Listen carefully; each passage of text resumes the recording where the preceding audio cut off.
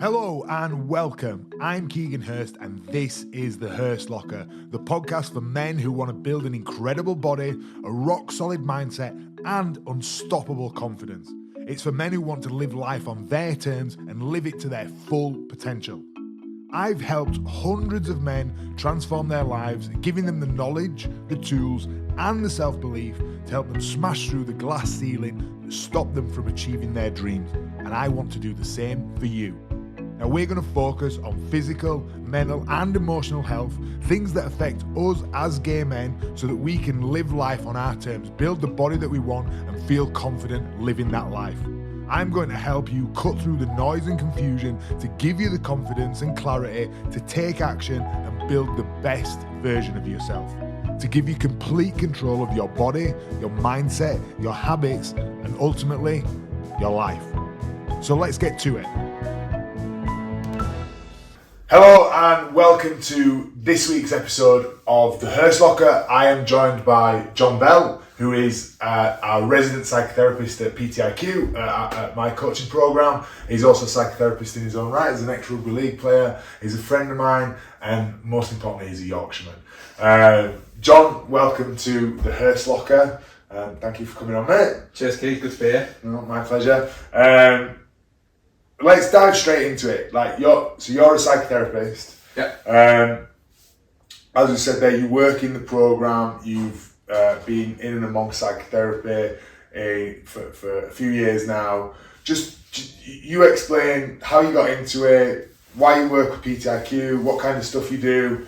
Fill us all in. Okay. So I say this a lot, and I think given the fact that I guess the last couple of years of my career have been the most enjoyable, I think to sell the idea that I've got into psychotherapy because of failure and unhappiness feels a little bit of a difficult sell. When people see you smiling, they think this feels like a pyramid scheme. But it's absolutely true. I've had some successful professions. I was a teacher, which was really successful. Worked in local government, which has had its highs and lows. Certainly in sport, had very much its highs and lows with the rugby league.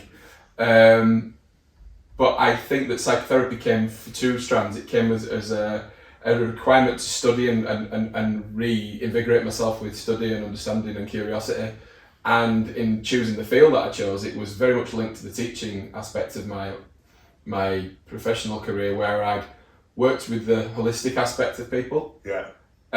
Not just the teaching, not just the subject, but what's going on for people. Yeah. And it's that constant return to, when I think about my rugby career, understanding that it was really important for clubs, and some clubs get this right and some clubs don't, to understand the person that they're signing, not just the player. Very much in teaching, understand the pupil, not just the subject and how they learn.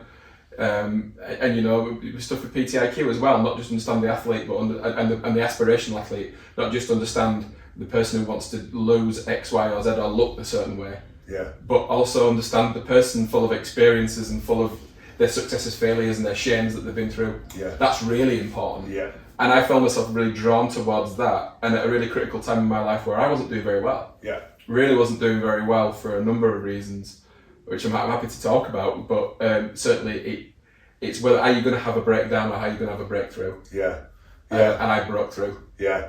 I think, they say that, don't you? You have to have I've heard them say you have to have a breakdown to have a breakthrough, that kind of thing. And I think what you spoke about there, that holistic view, that all-encompassing, overarching aspect of a human being in whatever aspect of life it is, that's a value that me and you share that is a big part of it. And as you said, certainly I experienced that in rugby. People would be keen on a certain part, but they didn't want to know about the rest, what was going on away from rugby, or if anybody had any troubles. As long as they're doing all right on the field, then nothing else matters. I see that as a coach in the health and fitness space. Some people are just like, we'll diet you down, we'll get you some great before and afters. I don't really give a fuck if you're okay or not, as long as you look good for my marketing purposes.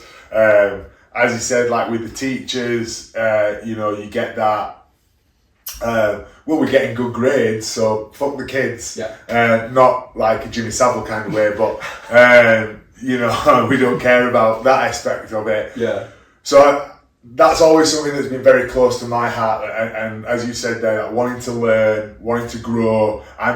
You hear all the stuff that I spout out all the time, but I'm always saying, if you're not growing, you're dying. You need to be progressing in some aspect, whether it's your career, your relationship, a hobby, your physique, something where you're growing, and I feel like that's been a big driving force for you getting into psychotherapy, helping people and delving into that for your own sake, but also to help other people realize, not necessarily realize that, but feel comfortable to be able to do that, because a lot of people are just career or the one strand of their life out there, and they don't look at that holistic thing that we're big fans of. So right, and you have a right to do what you want to do. You have a right to have a go at anything you want to do. And life has a right to turn around and say, absolutely fucking no way. Yeah. You're not entitled to, because of X, Y, and Z that happened to you. We strive forward with this pursuit of isolated goals, the nature of which, or the failure of which, or success of which is informed by what we've experienced previously. And so we may go try and do a thing, and that thing might not pay off, and we may harbour that as failure, and shame-based failure, where we never want to try it again. Yeah. We've got to be curious enough to understand why we're failing. And a lot of the time that sits in the lessons that we taught, consciously and subconsciously, the way in which we were brought up, the way in which we were parented, the way in which we were schooled, who surrounded us, the good people, the bad people. Yeah. Making sense of that entitles us to have a much more informed approach to things we want to do. Yeah. Because a lot of the times we chase success. Dr. Pippa Grange in her book, Fearless, she talks about shallow winning, and she said we chase the things to make us feel better, and sometimes the failure of those can be crushing, because it's how we are seen. Yeah. And that's so often the case, that we chase and chase and chase because we're looking to fill these little gaps in our life because of stuff that happened before. Yeah. Understanding where we've come from, understanding who we are, means that we move forward in a much more holistic, hopefully, clearer and together sense. And that's a huge part of therapy. Yeah. Where have you come from? Yeah. Where have you come from spiritually? Where have you come from a parental perspective? A lot of people think that therapy is, sit back on the chaise long and someone goes, now tell me about your parents, were they bastards? Yeah. Not everyone's parents were. Yeah. But, that stuff, good, bad, indifferent, will impact upon us, tell us about, this, that and the other. But then a lot of time people understand the moment which their life changed, where suddenly curiosity got overtaken by fear, smallness, measured approach to things, not risking, not having a go. And once we start turning off curiosity, we really do commit ourselves to a life that's a little bit ordinary. Yeah, I think that's that's a really nice word for it, curiosity. I think I was going to phrase it as, do you feel that, because I think it's important to talk about therapy. I've openly spoken about, I've had therapy, I've had a couple of therapists at different points in my life for different things.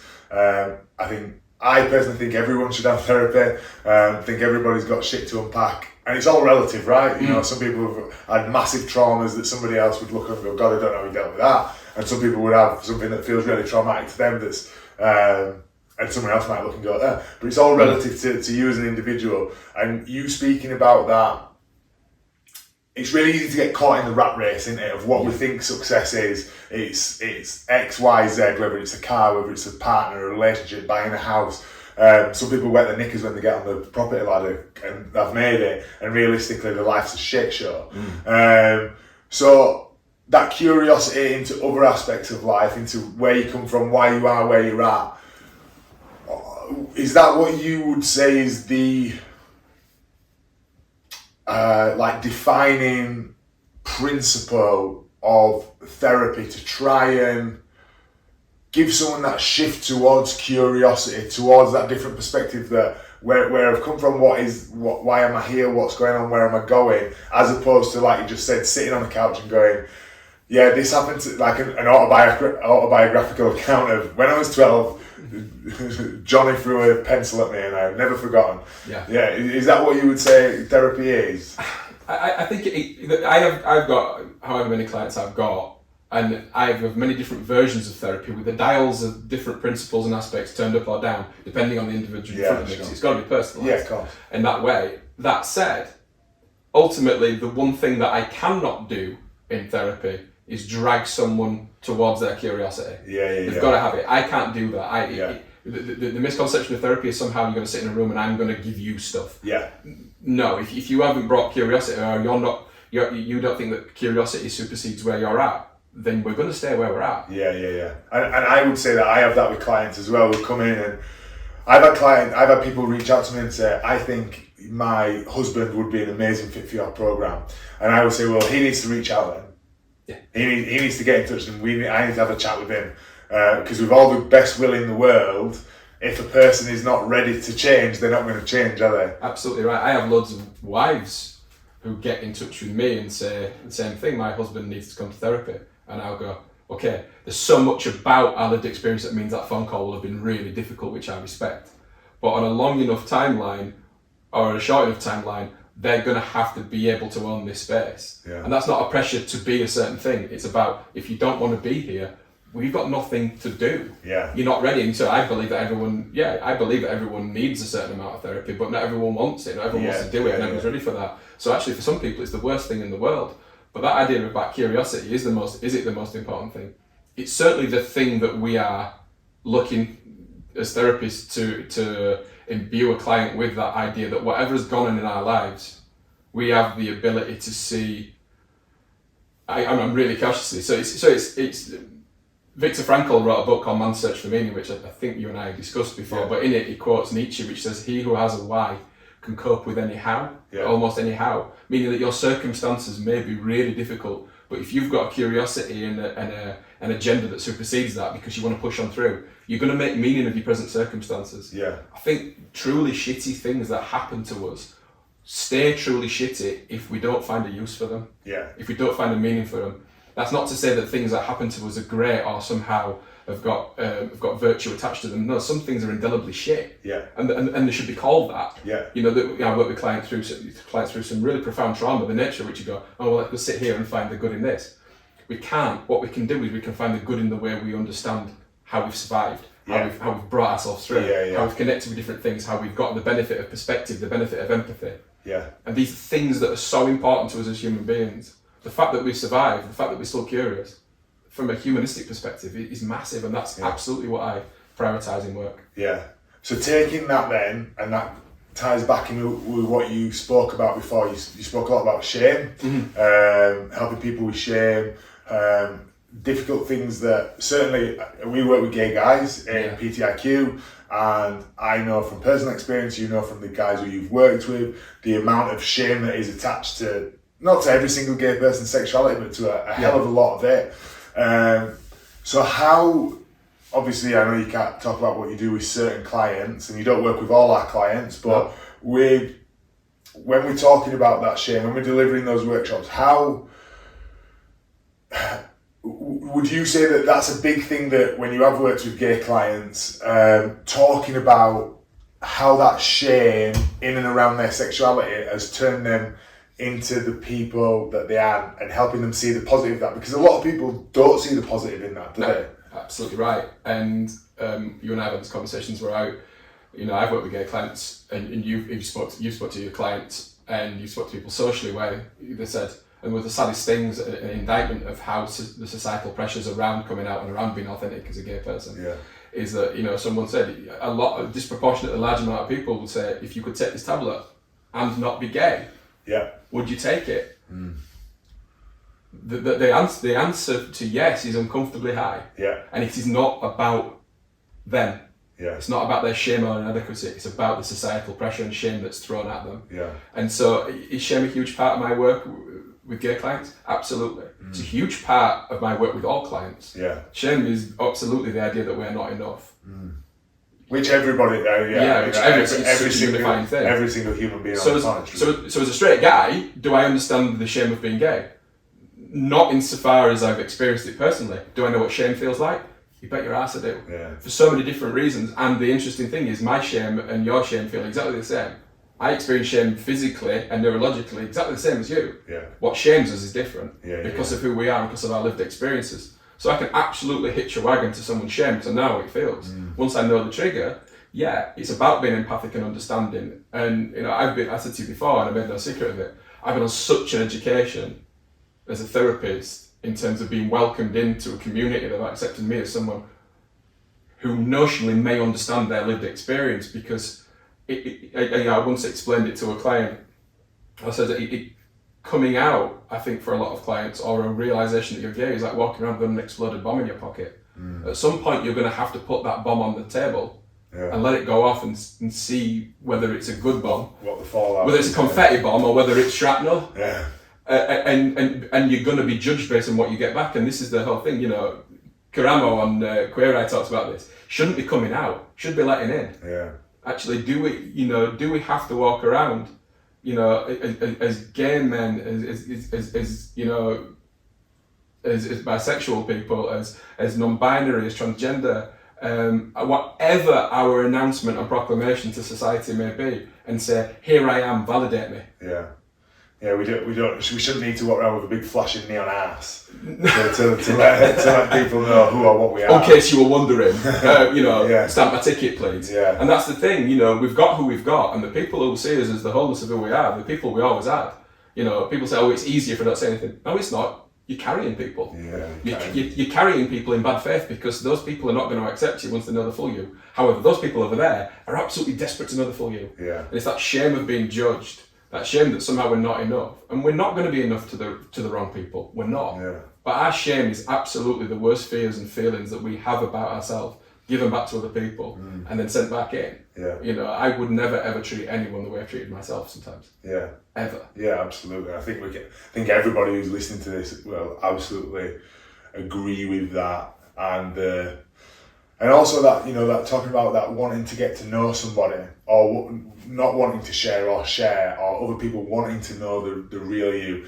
And like this phrase of being your authentic self, I feel has been bandied around so much that it gets diluted down. And what does that actually really mean? Yeah. But, you know, that's one of the pillars for me when I set up PTIQ. What I wanted to help people do was be able to live life on their terms, live with that authentic purpose. And I genuinely feel that whether you are gay, straight, anywhere in between, that every single person on the planet struggles to be 100% completely authentic to themselves. And there are very few people that I have met in my life, especially coming from a rugby background, who are authentically really comfortable in their own skin, especially straight guys, especially in a rugby changing room, all the ideologies that they feel that they have to live up to.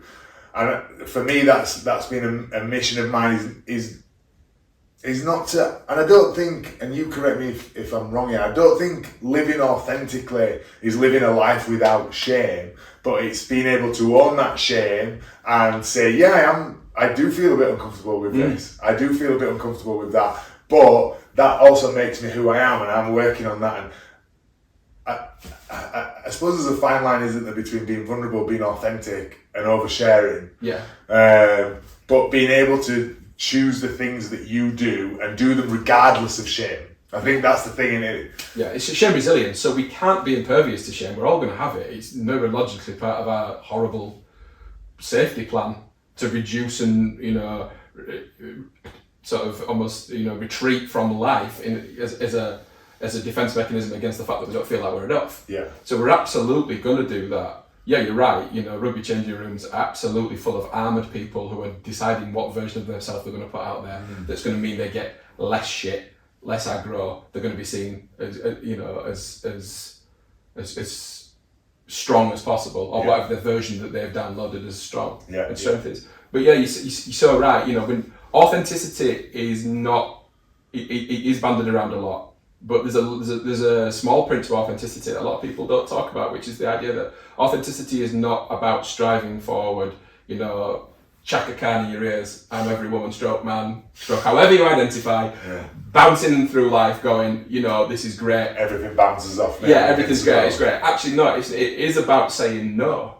Yeah. It is about boundaries, it's about awkward conversations, it's about difficult moments. Yeah. It's about sitting there and going, inauthentically, I can project a version of myself that's confident about this. Authentically speaking, I'm shitting myself. Yeah. I said just before we were going on, I had my daughter for the first time during the period that she's going through on my own, really difficult last night. My partner was away. Inauthentically, I should have it. Yeah. As a dad, I should have this. But what the hell does should even mean? Yeah. I was shitting myself. I was so nervous, anything could go wrong. And that's not a bet on the horses or a night out. That's the most important thing in my life. Yeah. Authentically, I had to reach out and go, I'm a bit worried about tonight, and I don't need you to fix it. I just need you to hear that this is not okay, and I'm worried. And so I spoke to my mum, spoke to a friend, and it's kind of okay, but it's okay not to feel that you've got things sorted, because your next steps, if you remain authentic or as much as you can, are going to be in service of that nervousness, service of that worry, service of that shame. Yeah. And that's how we stop shame being something that we are and just being something that we experience. Actually, we get to limit that period of time by calling it out with authenticity and saying, all right, then I've sat in this hole for how many days? It needs not to be weeks. Yeah.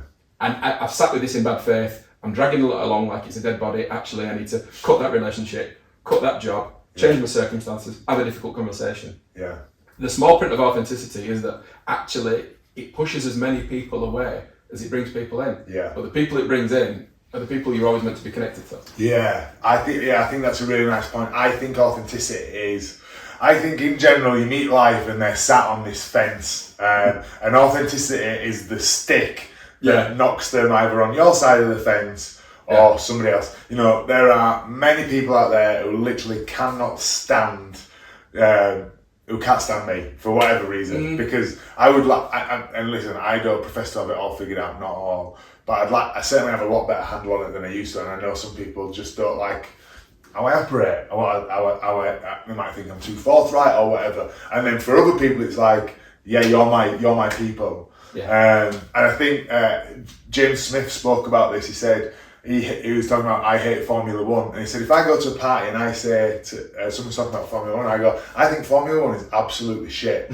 And he says, there's that conversation, 90% of the people might think, I don't want to talk to you because I really like Formula One, but the people who also don't like Formula One are going to go, I'm in your camp. Yeah. And so you can, that relationship then is built on authenticity. Yeah. On a common ground that you can, and I think that's something that we strive to do in PTIQ, is to help people be authentic, give people the frameworks, the structures, the confidence, the ability to have those difficult conversations that authenticity requires, that small print, so that they can live life on that. You said that it's about saying no a lot more than it's about saying yes. It's, so giving people the ability, the awareness, and the structure to be able to say, I don't want to put up with your shit no more. I don't want to work overtime no more. I don't want to conform to your normal word. I hate that word. Yeah, but absolutely. And, as you were talking there, I was thinking about, you said to people who don't like me, you go, all right,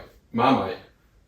Yeah, I'm a bit Marmite because I love properly and I dislike properly. Yeah. I know what I want. That took me time. Because I was preoccupied with being vanilla. Being a little bit of something for everyone. Yeah. And never being in service of my own value system. Yeah. Never ever coming away from things, social situations where someone said, I love F1, and being tempted to go, yeah, me too, while simultaneously knowing nothing about it, not really liking it, never watching it, and knowing about two drivers. Yeah.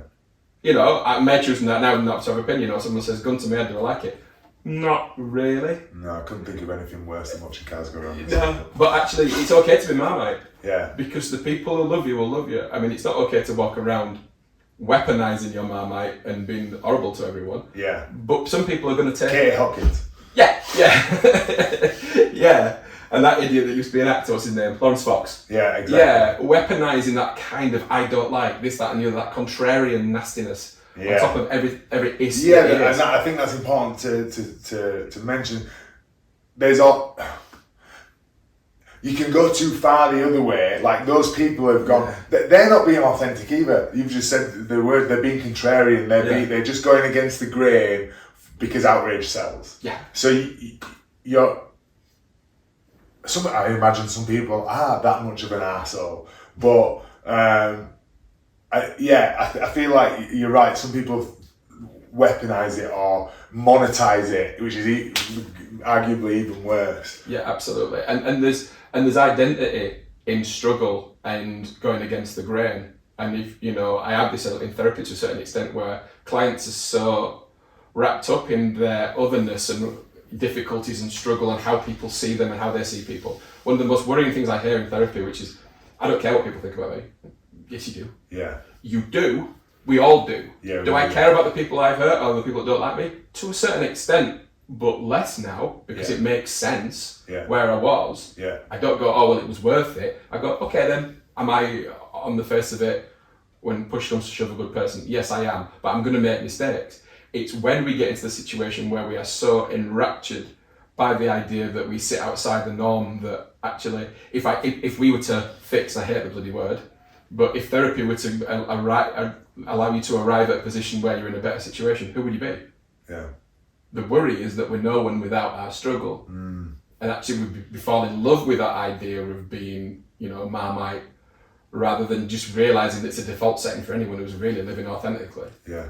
I think we've come up against that quite a lot, haven't we? Where people, I spoke about this on a podcast last week about your new identity will cost you your old one. Yeah. And your old identity, however much we might not like it, it's comfort blanket, isn't it? Yeah. Especially, and if your old identity is a victim, someone who complains, someone who's negative, if that's the person that you've been for 10, 15, 20 years, and then you have this sudden impetus where you go, I'm gonna start training, I'm gonna look after myself, I'm gonna have healthy relationships, but you realise that you have to park all those problems that you've had before.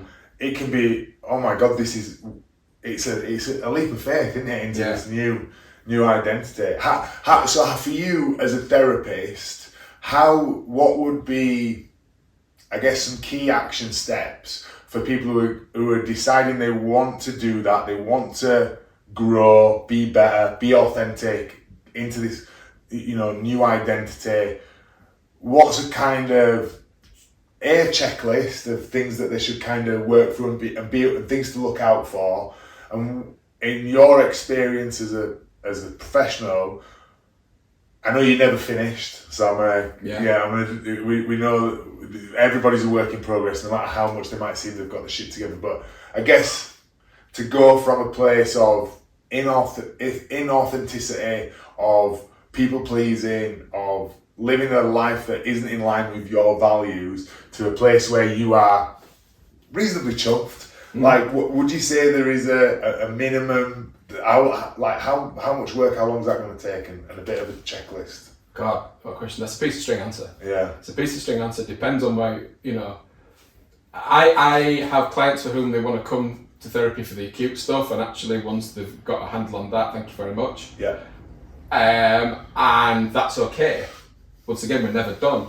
And then I've got, thankfully, from a business perspective, the vast majority of clients understand that we can mend the roof when the sun's shining. Yeah. And actually, that curiosity creates curiosity, Yeah. and we want to keep going because we want to understand this.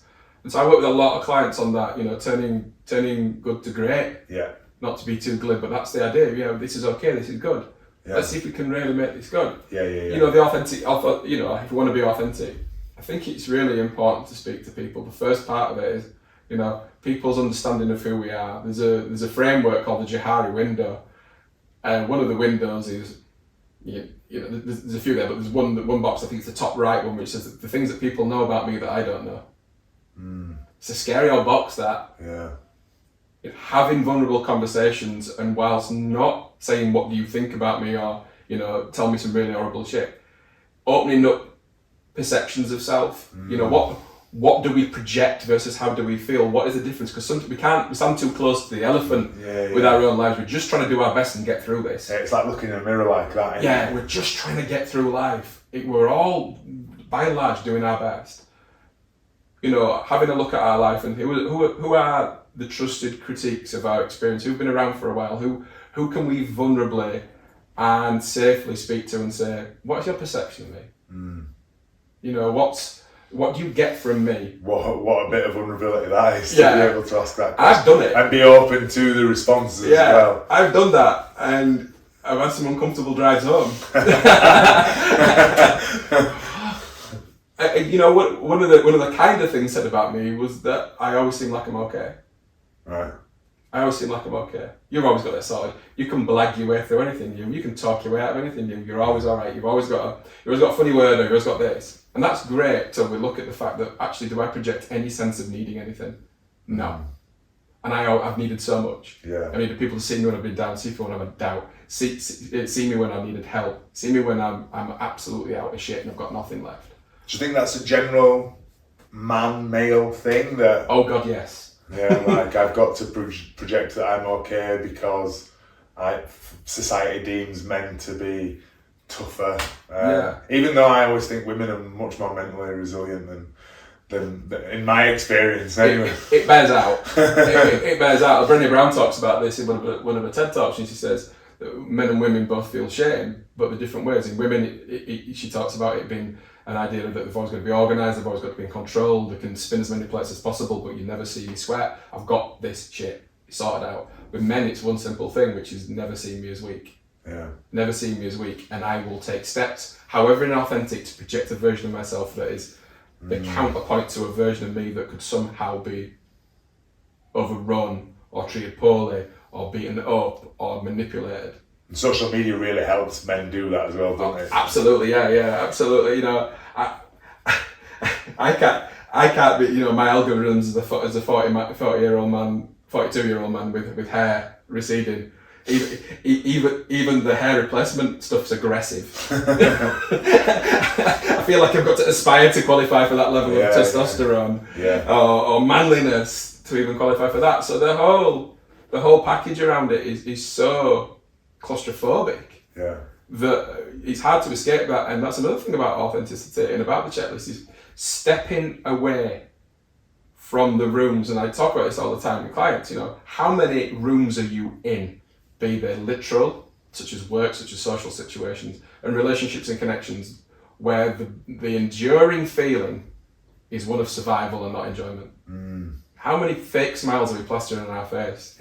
And walk into a room and going, well, no one called me a bastard, no one treated me awfully, no one said anything vaguely racist, sexist, or homophobic tonight, so I've survived.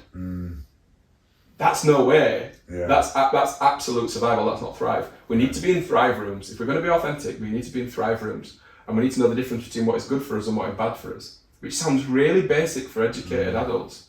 But we sit in so much, you know, institutional and socialized bad faith, which is the denial of the obvious. I've been on socials, I've been on rugby do's, I've been on things like that where I've gone, God, get me home. News night's about to start. I know what you mean. I could do back end of that book. That'd be good. Finish that off. And I'm there going, good. And the people will ask me, and I'll trot out the line. I've had it before where I've trotted out the line. It was good. I'm taking a step away from my value system. Actually, we're a bit shit, and I shouldn't have been there. Or actually, one better, not being there. Well, that's something we do, isn't it? In PTIQ, is challenge people's norms, like. So many people do this. I'm not saying this is bad behaviour, but often when people are doing it, they're doing it because it's been conditioned that it's normal to get to the end of the week, get on the piss on a Friday, order a takeaway because they deserve it, fuck everything off over the weekend, and then spend Sunday being anxious as fuck that they're going back to Monday, and then they're going to either starve themselves. Well, they are going to starve themselves, but whether that's intellectually, with food, with drink, with reasonable conversation, and just asking people, why are you doing that?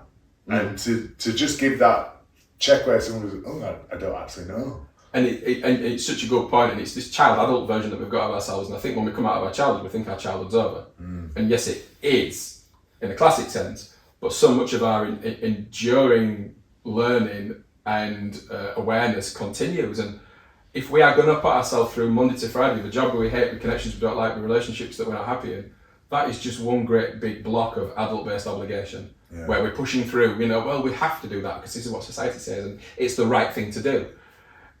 The problem that we have as parents with parenting kids is they don't want to do what they don't want to do. Children will tell you the truth. And so when my son's very good at that. And my 1-year-old's finding the voice. Absolutely, they'll tell you what they don't want to do, and they'll make it very, very clear. And there's an authenticity to that is absolutely independent of any expectation or social pressure. Our kids don't know social pressure to conform to the idea that they should be just towing the line. Just do what they want to do. So on Monday when we go to work and we just pack away our child and we go, right then, let's just hold our breath and get through to Friday. We come up for air on Friday being miserable as fuck because everything we've done has been obligation, has been pressure based with none of that pleasure. You bet your life that we're going to go out on a Friday night and we're going to tie one on and we're going to get crazy. We're going to indulge our child because our child's been starved. It's like revenge child. Yeah, so it's revenge child. So it's almost maladaptive child, for want of a better word. You know, you're looking at it from a therapeutic perspective. It goes, right then, fuck it. I'm going to have that takeaway. I'm going to take those drugs. I'm going to drink that beer. I'm going to have that sex. I'm going to do whatever. You can't stop me. Fuck you. Yeah, I deserve this. Yeah. And so it's this, you know, I say Pepper Grange talks about this shallow winning idea that I'm going to bring in the quick dopamine. Once again, happiness is about balance, it's about fulfillment, it's about a mixture of deep and shallow where we can bring in the things that make us feel good immediately, but the things that are invested. You talked about how people come into PTIQ and they want to do the long process, they want to do the life change, the full, deep, wholesale life change, but they've never ever experienced anything like long-term commitment because every time they've done it, they've had the shit shamed out of them, things have failed and they've retreated, so they don't have that template. And so part of my work is actually saying, right, first of all, you have to understand what you are asking yourself to do. Yeah. This is big, this is huge, it's really, really important. And so if we've lived minute to minute, quick win to quick win to quick win, we've associated that or conflated that with happiness, and that's joy, that's pleasure, short term. Yeah.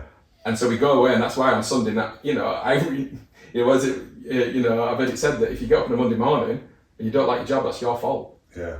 You have the right to change that. Yeah. You don't have to submit to an idea that you've got to be there, got to be grateful for it.